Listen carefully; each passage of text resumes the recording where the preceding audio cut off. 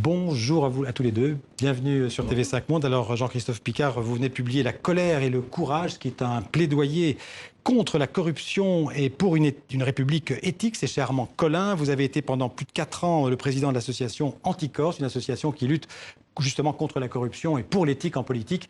Et vous venez de démissionner mardi dernier pour être candidat au municipal sur une liste écologiste à Nice.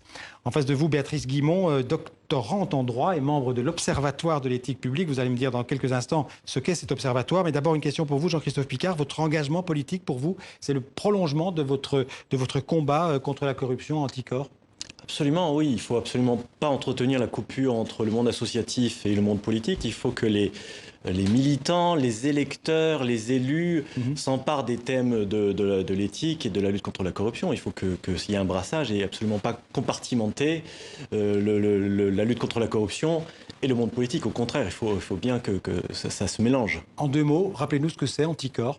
Anticorps, c'est une association créée il y a 17 ans pour réhabiliter la démocratie représentative, pour renouer la confiance publique en essayant de sanctionner les comportements indélicats et en promouvant les bonnes pratiques à travers des chartes éthiques, par exemple. Qui est membre d'Anticorps et comment vous êtes financé? Vous étiez financé? Alors nous avons à peu près 4000 adhérents aujourd'hui.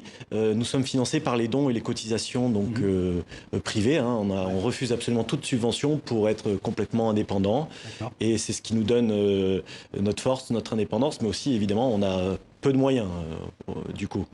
Béatrice Guimont, l'Observatoire de l'éthique publique, qu'est-ce que c'est?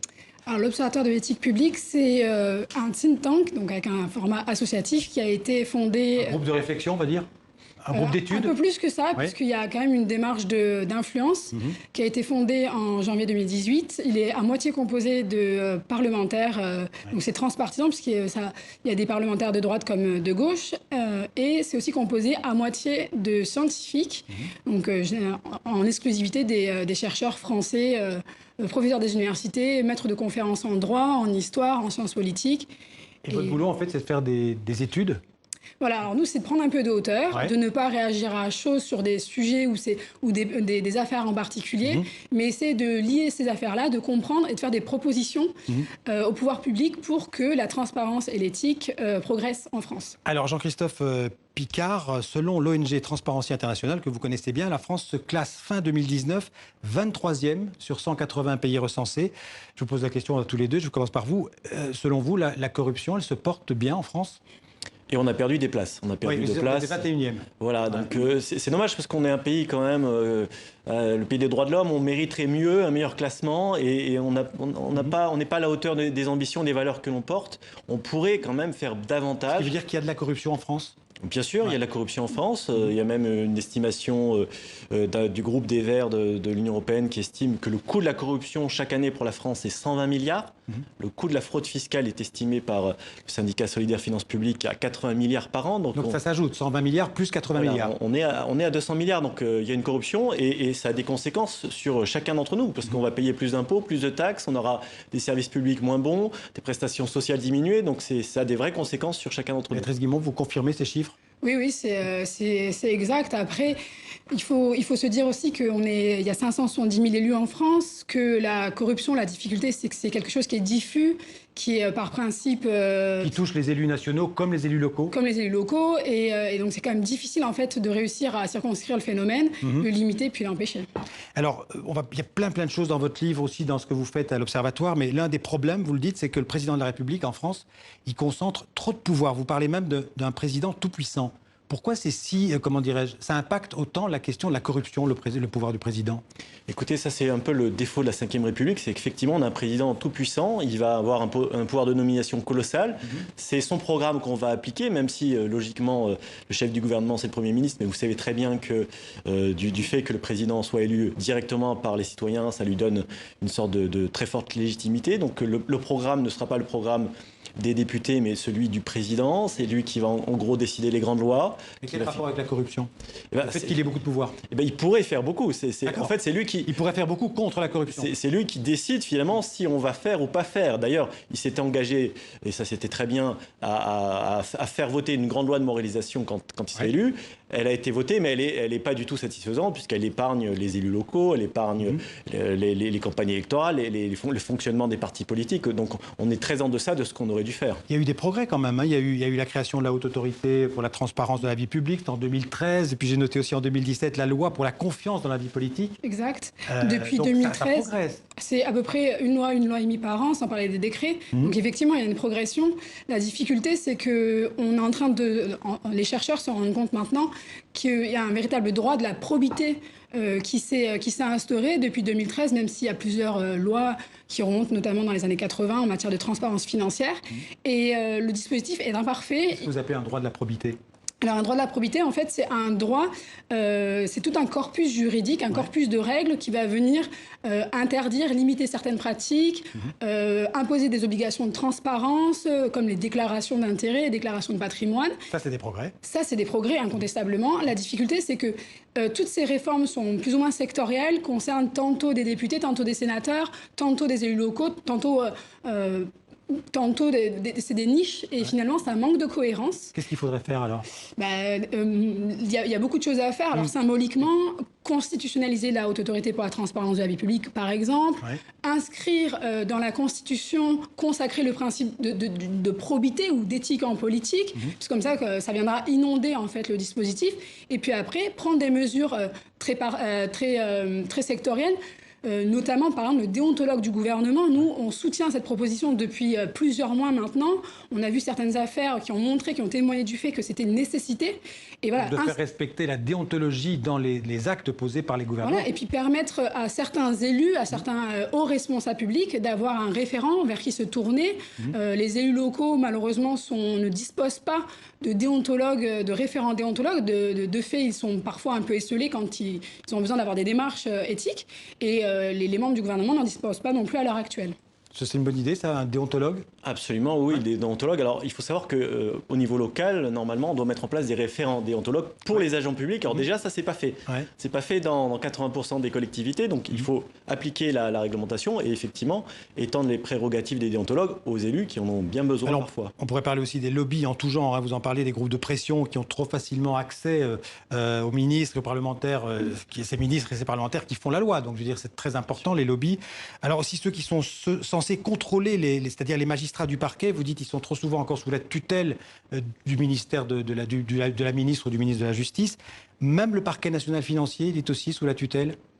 Oui, c'est un gros défaut. Armé c'est sans doute le plus gros défaut en France, c'est qu'effectivement les procureurs sont sous la tutelle hiérarchique du ministre de la Justice, donc c'est un énorme défaut. Il y a même ce qu'on appelle la remontée d'informations, donc les procureurs sont censés révéler au ministre toutes les affaires sensibles, toutes les informations extrêmement confidentielles, notamment sur des politiques, donc ça donne un pouvoir considérable au ministre de la Justice, et il y a la question de l'indépendance des procureurs. C'est-à-dire que le ministre de la Justice, il peut classer sans suite ?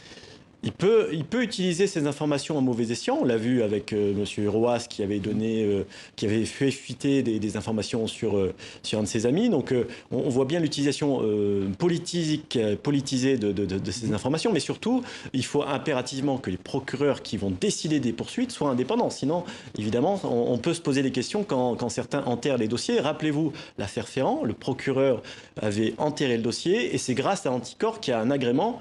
C'est grâce à Anticor qu'on a réussi. Dont on avait reproché, rappelez-nous l'histoire, à la femme d'avoir pu profiter. Voilà, à l'évidence, la compagne de M. Ferrand a fait une belle plus-value immobilière grâce, on va dire, aux fonctions de M. Ferrand. Qui est devenu après le président de l'Assemblée nationale. Absolument. Ouais. Donc ce dossier avait été classé, c'est parce qu'Anticor a pu, grâce à son agrément, a pu se constituer partie civile, a pu déclencher une instruction judiciaire, que ce dossier a été déterré, qu'aujourd'hui il est mis en examen. Donc on voit bien le problème des procureurs qui ne sont pas complètement indépendants. On pourrait aussi parler de la fraude fiscale, parce que vous en parlez aussi dans le livre, mais je pense que ça vous parle aussi. C'est toujours le ministère du Budget qui déclenche les poursuites pénales avec ce qu'on appelle le verrou de Bercy. Le verrou de Bercy. C'est-à-dire qu'en fait, le ministère peut décider ou pas, à nouveau, de classer sans suite certaines enquêtes contre des malversations financières? Oui, enfin, ça concerne un certain nombre La de fraude dossiers. C'est peu de dossiers en réalité. Parce que c'est des gros montants? Je crois que c'est au-delà de 100 000 euros. Ouais. Mais effectivement, sur la symbolique, ça pose problème de se dire qu'en fait, l'autorité judiciaire est soumise à l'autorisation de Bercy pour pouvoir mener des poursuites. Bercy, c'est-à-dire le ministère des Finances. Oui, ouais. Bercy, le ministère des Finances. Mais effectivement, le fait que le parquet en France ne soit pas considéré comme indépendant est un véritable problème démocratique. Là, il n'y a pas que les associations qui disent ça, c'est même la Cour européenne des droits de l'homme qui le constate. Et en matière d'éthique en politique, il y a deux volets finalement. Il y a le volet préventif, les règles qu'on met en place pour empêcher les conflits d'intérêts. Puis une fois que les conflits d'intérêts malheureusement se produisent, il y a un autre dispositif, ça s'appelle le droit pénal finalement. Donc c'est une section du code pénal, les manquements au devoir de probité, avec la corruption, la prise légale d'intérêt, le détournement de fonds publics. Et là, la difficulté, c'est que le parquet est mal doté pour pouvoir enquêter. Ouais. Il y a un problème d'indépendance et de facto, et parfois, il y a certaines affaires qui mettent 20 ans à être jugées. On parlait tout à l'heure de 120 milliards plus 80 milliards donc de fraude et de corruption. Oui. Ce sont des sommes qui ont un impact aussi sur l'opinion publique et finalement sur la démocratie, Bien sûr. sur le rejet du politique. Mais c'est pour ça qu'on a ces phénomènes de vote protestataire, de vote dégagisme, parce que les gens sont écœurés. Et pour rétablir la confiance, il faut moraliser les pratiques, il faut avoir des hommes politiques exemplaires, il faut aussi des lois qui permettent de contrôler, de sanctionner. Regardez, avec Balkany, on a mis 30 ans pour le mettre hors circuit. Ça fait 30 ans qu'il sévit. Le premier article sur M. Balkany date de 1988, c'était publié dans le Canard enchaîné. Et il a fallu 30 ans pour qu'on le mette hors d'état de nuire. Donc ça montre bien les dysfonctionnements et l'impuissance de notre République aujourd'hui. Il faudrait aussi mieux défendre les lanceurs d'alerte en France. Oui, ces gens qui dénoncent en fait à l'intérieur de leur entreprise ou de leur institution ce qui pourrait éventuellement gêner... Bien sûr, davantage les protéger. Il y a beaucoup de mécanismes qui sont proposés pour Il y a un les mécanisme protéger. européen qui existe. Exactement, mais qui est aussi imparfait comme en France. Et puis globalement, protéger certaines associations qui luttent contre la corruption, consacrer davantage la place du citoyen. C'était le projet de réforme constitutionnelle qui prévoyait de consacrer en fait l'activité du peuple dans la Constitution. Donc il y a un certain nombre de choses à mettre en place, notamment pour que la place des citoyens soit davantage consacrée en matière de contrôle des gouvernés. Merci à tous les deux. Je renvoie à votre livre, La colère et le courage. C'est une citation de La colère et le courage. Saint-Augustin. Saint-Augustin, voilà, qui est bien approprié, donc plaidoyer contre la corruption pour une république éthique. Merci à tous les deux. Merci beaucoup à vous. On va continuer.